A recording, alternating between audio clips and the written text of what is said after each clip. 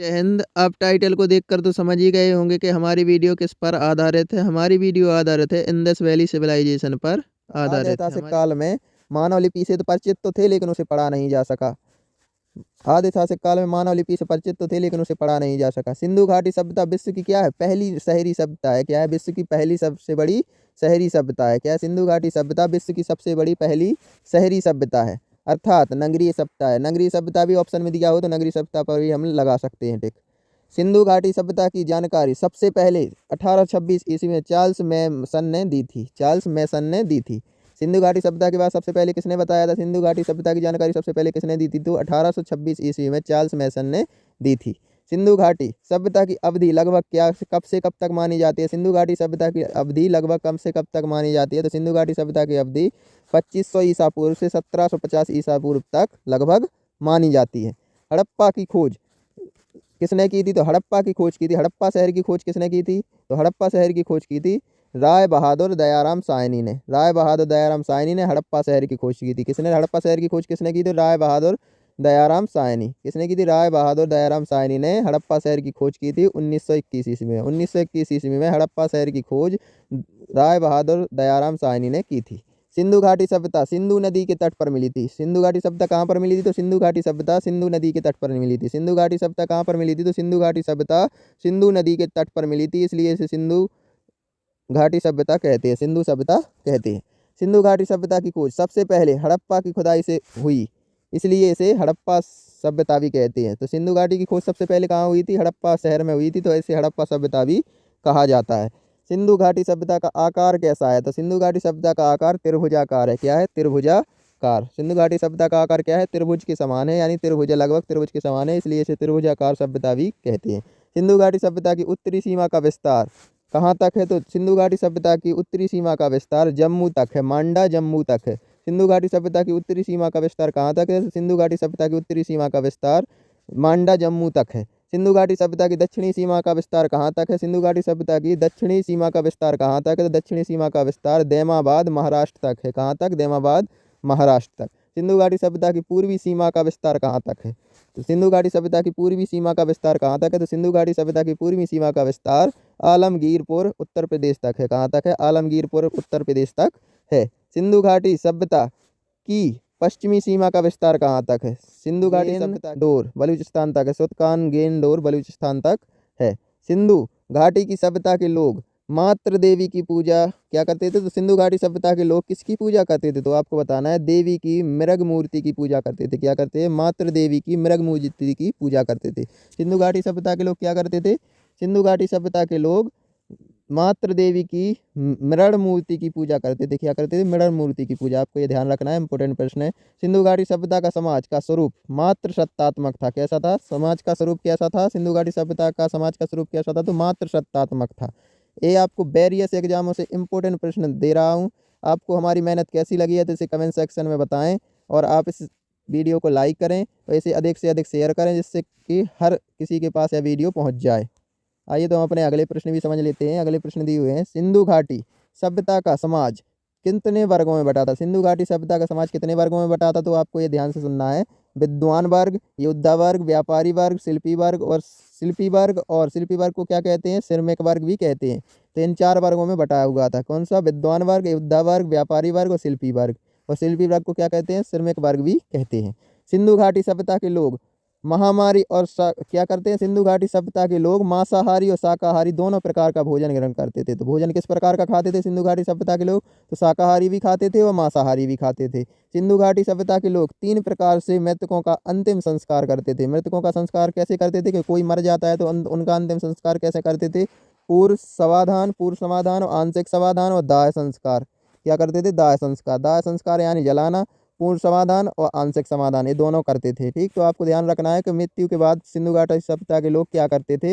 अंतिम संस्कार में क्या करते थे? तो पूर्ण समाधान करते थे, आंशिक समाधान करते थे और दाह संस्कार भी करते थे। सिंधु घाटी सभ्यता की सबसे चौड़ी सड़क मोहनजोदड़ो से प्राप्त हुई है। तो कहाँ से प्राप्त हुई है सिंधु घाटी सभ्यता की सबसे चौड़ी सड़क? तो मोहनजोदड़ो से हमें प्राप्त हुई है, मोहनजोदड़ो से। ठीक, मोहनजोदड़ो से। ये कितनी है? 10 मीटर लंबी सड़क है, 10 मीटर चौड़ी सड़क है। सॉरी, क्या है? 10 मीटर चौड़ी सड़क है। सिंधु घाटी सभ्यता में ढकी हुई नलियों की भी प्राप्त हुई है। क्या है? तो सिंधु घाटी सभ्यता से हमें ढकी हुई नालियाँ भी क्या हुई हैं? प्राप्त हुई हैं। सिंधु घाटी सभ्यता से हमें क्या प्राप्त हुआ है? तो ढकी हुई नालियाँ भी हमें प्राप्त हुई हैं।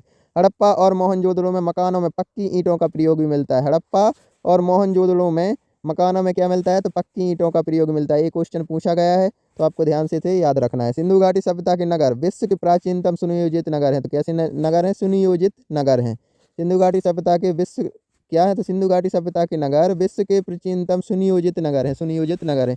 इसे नगरीय सभ्यता के नाम से भी जाना जाता है, सिंधु घाटी सभ्यता को। ठीक। सिंधु घाटी सभ्यता में मकानों के दरवाजे मुख्य सड़क पर ना खुलकर पीछे की ओर गलियों में खुलते थे। तो सिंधु घाटी सभ्यता की मुख्य विशेषता क्या थी? कि मुख्य सड़क पर दरवाजे नहीं खुलते थे। कहाँ खुलते थे? गलियों में, उल्टे पीछों की ओर खुलते थे। हड़प्पा रावी नदी के तट पर पाकिस्तान में स्थित है। हड़प्पा शहर कहाँ पर स्थित है? तो हड़प्पा शहर किस नदी पर स्थित है? तो हड़प्पा शहर वैसे स्थित कहाँ है? तो बताएंगे पाकिस्तान में स्थित है। हड़प्पा शहर कहाँ स्थित है? वर्तमान में पाकिस्तान में स्थित है। वह रावी नदी के तट पर स्थित है। हड़प्पा शहर कहाँ स्थित है? तो रावी नदी के तट पर स्थित है।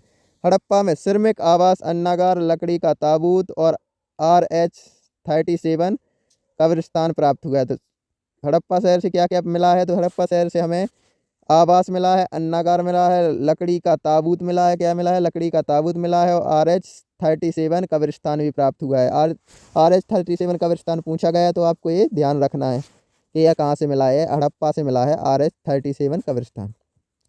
मोहनजोदड़ो का अर्थ है। मोहनजोदड़ो का क्या अर्थ है? तो मोहनजोदड़ो का अर्थ है, मोहनजोदड़ो का अर्थ है मृतकों का टीला। क्या है? मोहनजोदड़ो का अर्थ क्या है? तो मृतकों का टीला। मोहनजोदड़ो का अर्थ क्या है? तो मृतकों का टीला मोहनजोदड़ो का अर्थ है। मोहनजोदड़ो की खोज कब की गई थी? तो मोहनजोदड़ो की खोज कब की गई थी? 1922 ईस्वी में राखल दास बनर्जी ने की थी। किसने की थी? पूछा जाए मोहनजोदड़ो की खोज किसने की थी? तो राखल दास बनर्जी ने 1922 ईस्वी में की थी।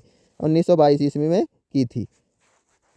मोहनजोदड़ो सिंधु नदी के तट पर पाकिस्तान के सिंध प्रांत के लरकाना जिले में स्थित है। मोहनजोदड़ो कहाँ स्थित है? किस नदी पर स्थित है? पूछा जाए तो सिंधु नदी पर स्थित है मोहनजोदड़ो।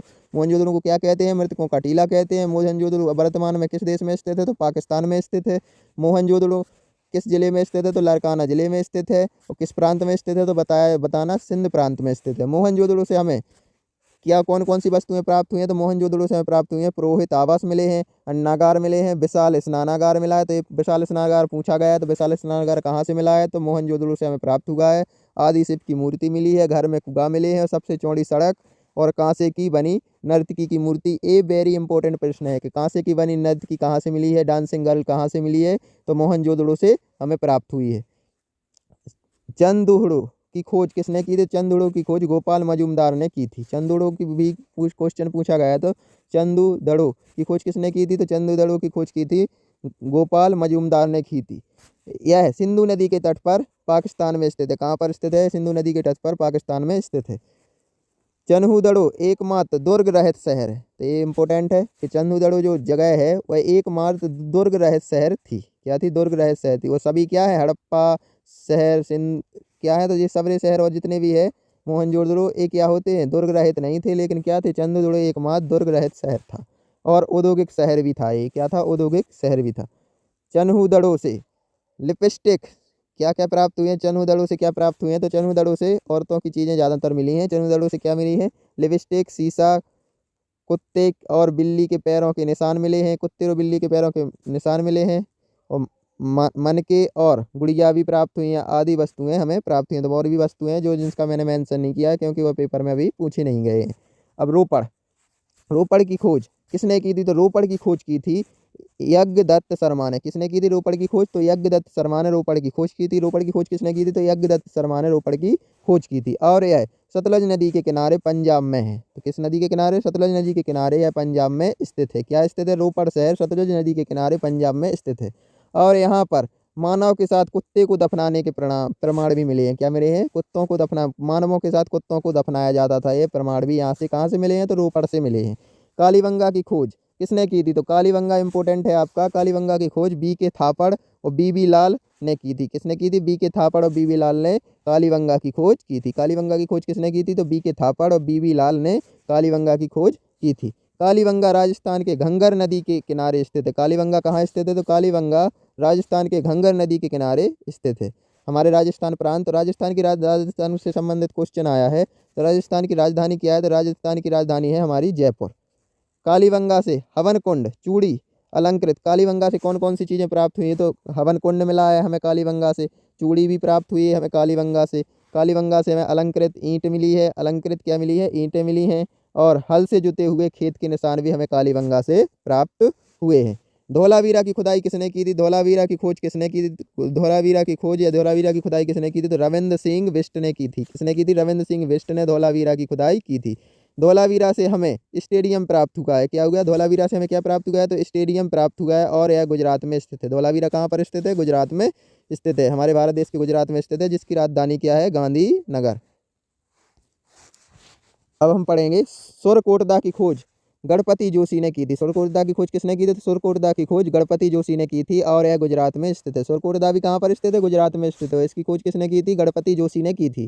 सुरकोटदा से घोड़े की हड्डियाँ प्राप्त हुई हैं। सुरकोटदा से हमें क्या प्राप्त हुआ है? तो हमें घोड़े की हड्डियाँ प्राप्त हुई हैं। मुख्य क्या है कि घोड़े की हड्डियाँ हमें कहाँ से मिली हैं? सुरकोटदा से मिली हैं।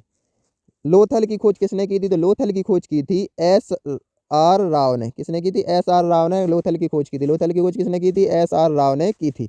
लोथल भोगवा नदी के किनारे गुजरात के अहमदाबाद में स्थित है। लोथल कहाँ पर स्थित है? लोथल भोगरा नदी के किनारे गुजरात में स्थित है। लोथल भोगवा नदी के किनारे गुजरात में स्थित है। लोथल सिंधु घाटी सभ्यता का बंदरगाह था। क्या था? सिंधु घाटी सभ्यता का क्या था? बंदरगाह क्या था? लोथल था। लोथल क्या था? सिंधु घाटी सभ्यता का बंदरगाह था। लोथल में घर के दरवाजे सड़कों की ओर क्या होते थे? खुलते थे। घर के दरवाजे क्या होते थे? सड़कों की ओर खुलते थे। सिंधु घाटी सभ्यता के लोगों का मुख्य व्यवसाय क्या था? मुख्य व्यवसाय क्या था? सिंधु घाटी सभ्यता के लोगों का मुख्य व्यवसाय था व्यापार। क्या था? सिंधु घाटी सभ्यता के लोगों का मुख्य व्यवसाय व्यापार था। सिंधु घाटी सभ्यता के लोग कृषि, पशुपालन और व्यापार करते थे। क्या करते थे? सिंधु घाटी सभ्यता के लोग कृषि करते थे, पशुपालन करते थे और व्यापार करते थे।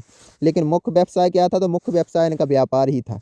सिंधु घाटी सभ्यता माप तौल से परिचित थे। क्या थे? सिंधु घाटी सभ्यता के लोग क्या थे? माप तौल से क्या थे? परिचित थे। सिंधु घाटी सभ्यता के लोग क्या थे? माप तौल से परिचित थे। सिंधु घाटी सभ्यता की लिपि अभी तक पढ़ी नहीं जा सकी है। तो सिंधु घाटी सभ्यता की लिपि को अभी तक पढ़ा नहीं जा सका है। सिंधु घाटी की सभ्यता की लिपि क्या हो गई है? अभी तक पढ़ी नहीं जा सकी है। सिंधु घाटी सभ्यता की लिपि भाव चित्रात्मक थी। कैसी थी? सिंधु घाटी सभ्यता की लिपि कैसी थी? भाव चित्रात्मक थी, जो कि दाएं से बाएं लिखी जाती थी। जो कि कैसी लिखी जाती थी? दाएं से बाएं की ओर लिखी जाती थी। विश्व में कपास के प्रथम उत्पादक थे। विश्व में कपास के प्रथम उत्पादक कौन थे? तो विश्व में प्रथम कपास के उत्पादक कौन थे? सेंधावासी थे। कपास हमारे भारत में कहाँ कहाँ बोया जाता है? सबसे अधिक कहाँ पर? कौन से राज्य प्रथम है? तो प्रथम राज्य हमारे गुजरात और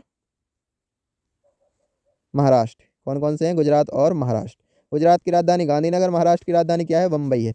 सिंधु सभ्यता को हड़प्पा सभ्यता और सिंधु सभ्यता और कांस्य युगीन सभ्यता भी कहते हैं। सिंधु सभ्यता के नाम दिए हुए कौन कौन से? सिंधु सभ्यता को हम हड़प्पा सभ्यता भी कहते हैं, सिंधु सभ्यता भी कहते हैं और कांस्य युगीन सभ्यता भी कहते हैं, क्योंकि इसमें कांस्य की खोज हुई थी, इसीलिए इसे कांस्य युगीन सभ्यता भी कहते हैं।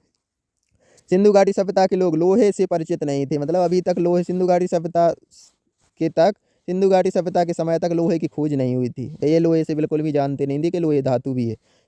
हड़प्पा सभ्यता की मोहरों में किसका प्रमाण मिलता है? तो हड़प्पा सभ्यता की मोहरों में खेल खड़ी का प्रयोग मुख्य रूप से मिलता है। किसका प्रयोग मुख्य रूप से मिलता है हड़प्पा सभ्यता की मोहरों में? तो खेल खड़ी का प्रयोग मुख्य रूप से मिलता है। हड़प्पा सभ्यता की मोहरों में शेर का चित्र नहीं मिला है। क्या नहीं मिला है? तो ये क्वेश्चन पूछा जा सकता है। क्या नहीं मिला है? तो शेर का चित्र नहीं मिलता है। किसमें? हड़प्पा सभ्यता की मोहरों में। हड़प्पा सभ्यता में मिट्टी के बर्तनों में मुख्यतः लाल रंग का प्रयोग होता है। क्या होता था? लाल रंग का प्रयोग होता था। हड़प्पा सभ्यता में मिट्टी के बर्तनों में मुख्यतः लाल रंग का प्रयोग होता